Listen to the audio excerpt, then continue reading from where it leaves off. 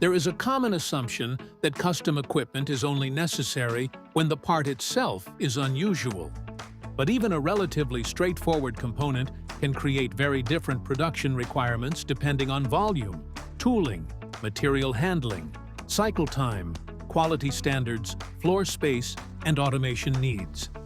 A catalog press may be able to generate the required force, but that does not mean it is the right fit for the complete process.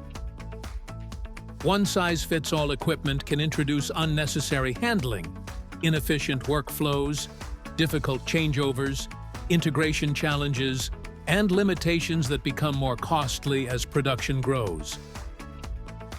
A custom-designed press system starts with the manufacturing requirement, not an existing machine. The press, tooling, controls, automation, safety systems, and material flow are engineered to work together around the part, the process, and the production goals. Because custom equipment is not only for unusual parts, it is for manufacturers that need the entire system to perform as intended.